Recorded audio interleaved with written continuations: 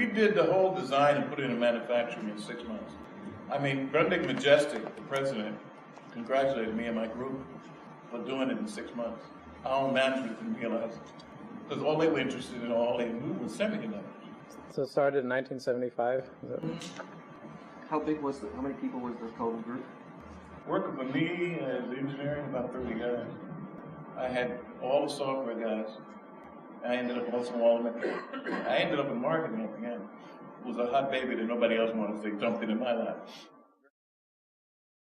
We'll be stepping back through time further than we've ever been before, as we take a look at the first truly programmable games console, the Fairchild Channel F.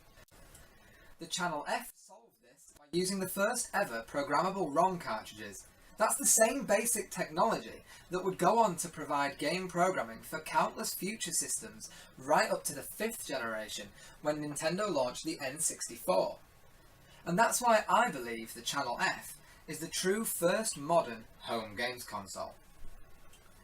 Fairchild Semiconductors was established in 1957, manufacturing integrated circuits, and quickly grew in size, helping start Northern California down the road to becoming Silicon Valley.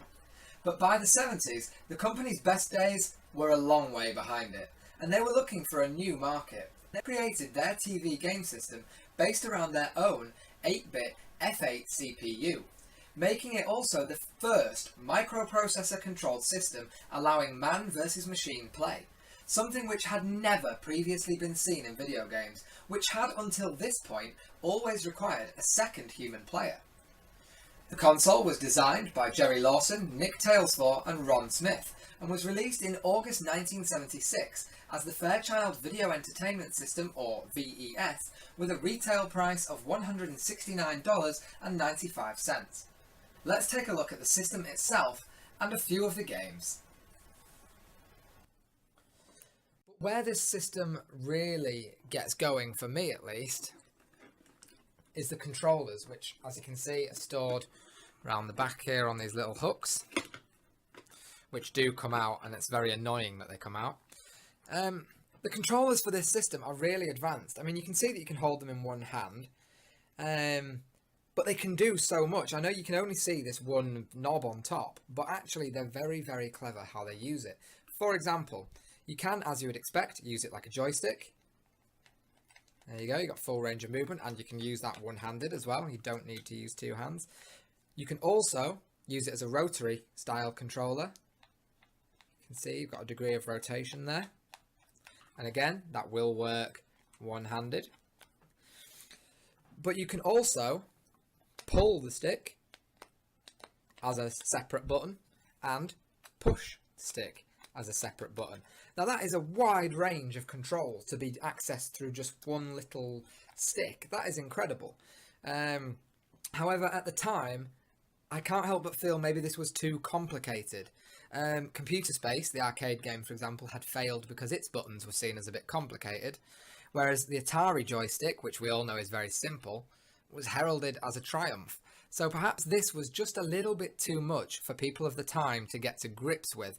The games themselves come on cartridges like this, which, if you're of a certain age, you'll probably liken these quite a lot to 8-track audio cassettes of the time. They are very, very similar in size, shape and feel. And like the rest of the console, these are very well built. It's such a high build quality went into this. Obviously, to play these cartridges, you simply slot them into the Thunderbird 2 hanger with a satisfying clunk. Turn the system on, and you'd be ready to play whatever was on that cartridge. To eject, again, satisfying clunk. It pops out. You pull it the rest of the way, and there you go. Nice and simple. You can see some games cartridges have more than one game on them. You can see here, I don't know if the camera will make that out, but you've got Pinball Whiz, Crossover, Block Shot, Cooperation, Pro Challenge and Double Block. So you do get several games on each cartridge for your money, which is quite good. And what's on this cartridge? So this is cartridge 17, Pinball Whiz. And although you can clearly see pictures of pinball bumpers on the instructions, and obviously the game name is Pinball Whiz. You can tell already that this is Breakout. So let's just drop the ball. There you go. It's a solid version of Breakout, but it is definitely Breakout.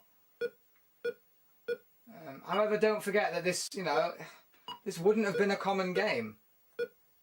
Despite being only too logical to us looking back, the point of exchangeable games wasn't totally obvious to consumers of the time, who would much rather pay for a product once than have to buy extra game cartridges for it, and thus the system initially struggled to find its feet. Nevertheless, Atari, who had previously been late to the party with their own home Pong machine, also had faith in the new technology and were working on their own exchangeable cartridge system under the codename Stella. Anxious to get this system to market as quickly as possible, Atari owner Nolan Bushnell sold the company to Warner Communications to bring in new funding, and as a result, the Atari Video Computer System, or VCS, was released in 1977. Fairchild, desperate to distance their product from that of the arcade pioneers, changed the name of it to the Channel F, marketing it as an extra interactive TV channel, and so began the first console war.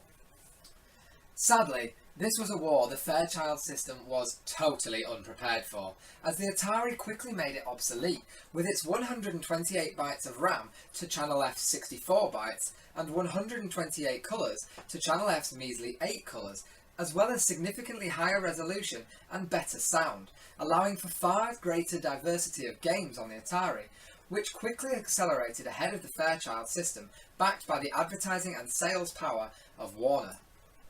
The Channel F, creator of so many important industry firsts, was already dead in the water. By 1978, Fairchild ended production of the Channel F system and sold all rights to watchmakers Zircon. Channel F, the one with all the fun. The Fairchild Video Entertainment System at your larger JCPenney. The home entertainment system that never gets old. Plug in a new video cart and change the fun. Play tic-tac-toe, shooting gallery, or just doodle. Switch video carts and play Desert Fox. Switch again, it's blackjack. Or play the 2 built-in games, Pro Hockey or Tennis Champ. Channel F for fun. The Fairchild Video Entertainment System. Just $169.95. Video cart cartridges, $19.95 each. At your larger JCPenney. The only thing I don't like about today's games is that they don't teach our youth anything.